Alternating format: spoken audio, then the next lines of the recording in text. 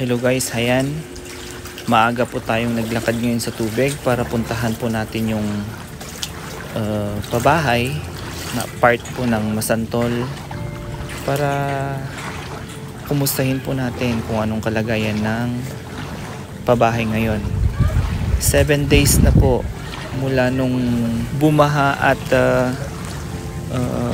bumagyo dito sa Masantol, Pampanga.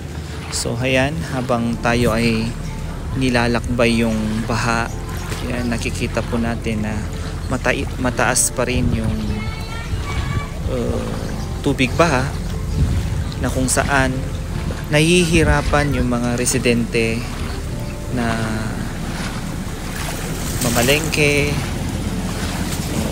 pumunta sa mga trabaho nila or kumita kung saan yung nakasanayan nila na ginagawa araw-araw.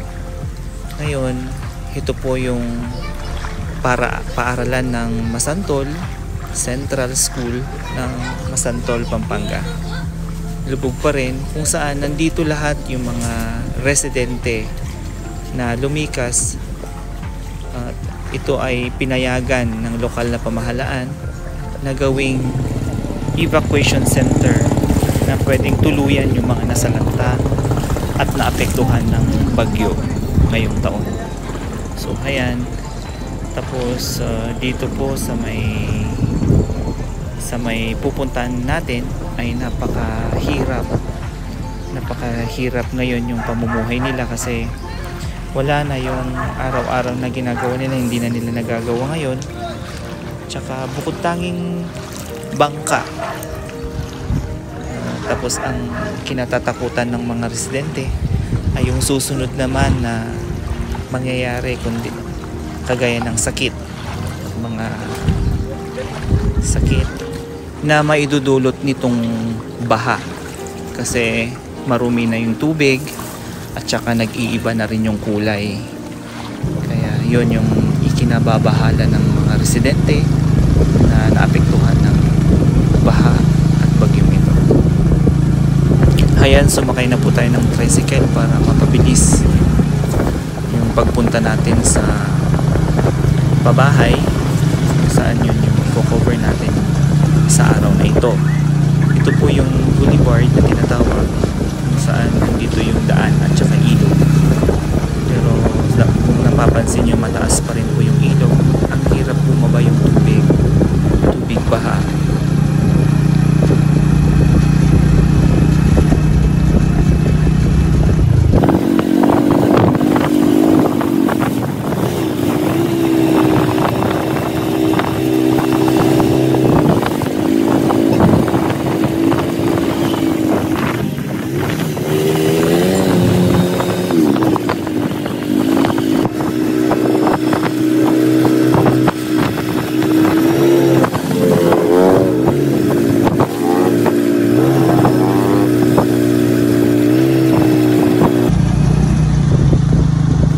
Ayan, malapit na po tayo sa pupuntahan natin. Kaya heto na po, nandito na po tayo sa pabahay. Ayan po, update po.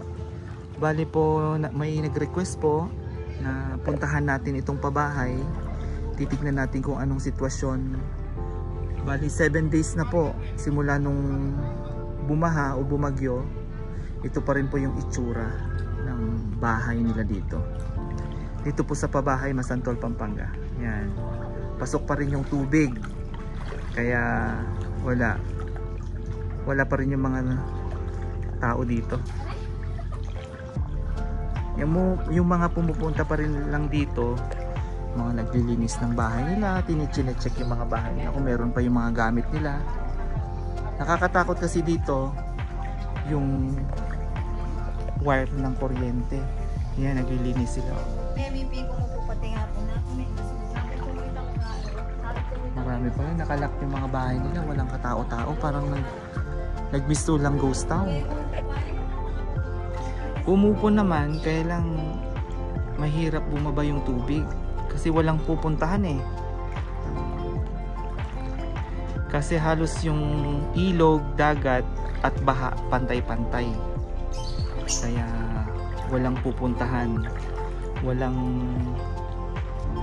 dadaluyan yung tubig.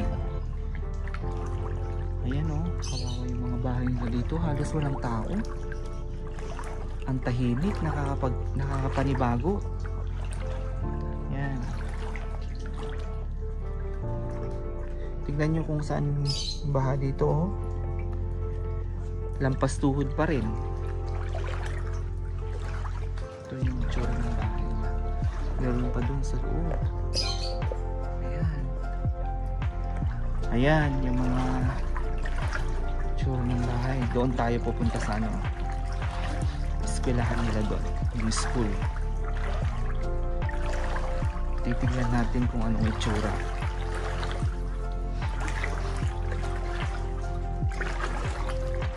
Yung camera ko balot na balot, nakakatakot baka mahulog. Ayan o, ano, ari. Oo, tignan mo, bumungad sa atin ang mga basura. Yan ang basura ng mga tao, residente dito. Kaya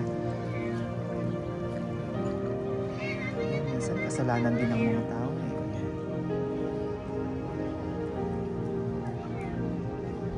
Wala mang ayuda na napupunta dito.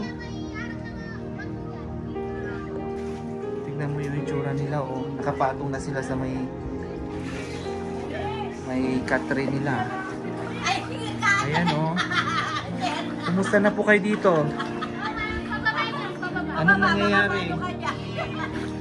Hindi ko kabisado dito eh, kaya medyo dahan-dahan tayo. Oo, yan, bato na niya lahat yan. Anong masasabi niyo sa baha ngayon? Ay, Diyos ko, mahirap ang buhay, sir. Sakto, kumakain ka lang sa... Mas malaki yata yung baha ngayon kaysa last year, no? Mas malaki ngayon, matindi. Yan, tatanungin muna natin sila. Oh. Makikipag-marites muna tayo dito. Yun na lang bukod tanging trabaho nila kasi wala eh. Wala silang pangkabuhayan. Wala man lang pumunta dito na ano, opisyal ng gobyerno para mamigay ng ayuda o tulong. Yan. Yan tsura o. Kung meron pang itataas nila yung mga gamit nila. Yan. Ayan si Casey oh. Casey Concepcion. Dito na oh. Titignan natin yung itsura. Sagip ka pamilya. Rini na. GMA, dito na po kayo. Nangangailangan po sila ng tulong dito. Ayan.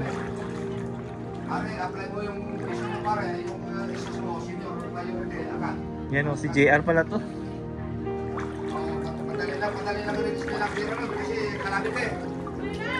Yan o, yung tubig baha. Mataas pa rin. Hello po. Hanggang sa dulo oh. Ito na po yung sinasabi kong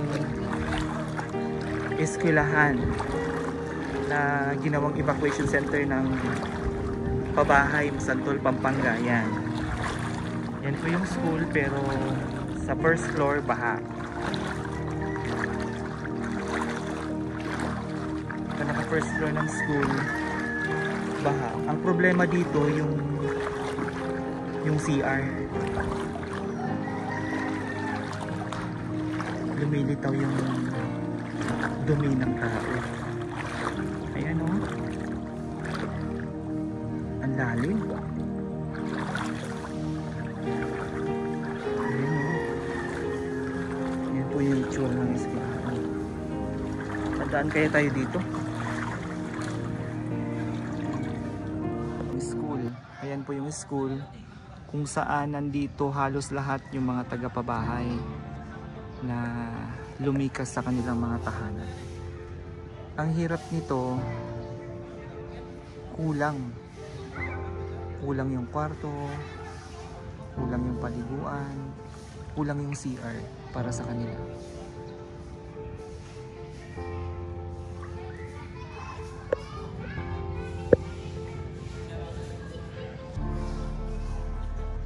Pang 7 araw na po buhat nung bumagyo at bumaha dito. hanggang baywang na yung ano, yung tubig dito. Tapos nagsilutangan yung mga basura. Ayan. Bumiyahe tayo papunta dito para makita natin yung sitwasyon ng pabahay sa Masantol. Covered court. May tubig pa rin. Bangka. Bangka halos yung ginagamit dito para ano? Para sa transportasyon nila. Ang masasabi nyo ngayon sa baha? Diyos ko, triple. Sobra. Triple last year, no? Oo. Kaysa ngayon. Kasi dati ano, yung parang ganito, hindi. Ngayon, ilan? 3 hollow blocks. Halos lumulong. Ano? Pati yung ano, yung mga gamit nakataas na rin. Lahat. Oh.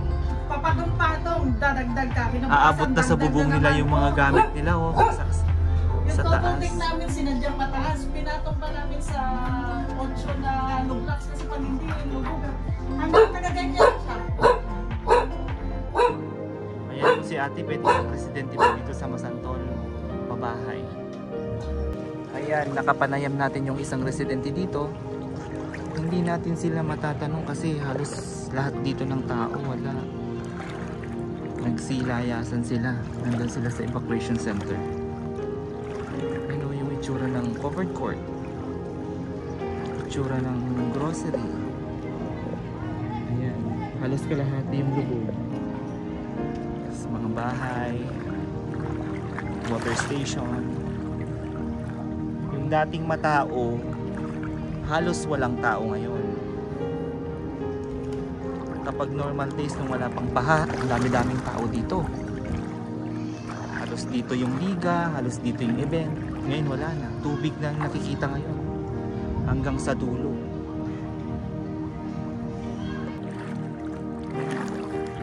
Buti yung dalawang grocery na to bukas pa. At least may pupuntahan yung taong mabibilhan. Halos kasi lahat ng store dito nag-close. Ayan sila, oh.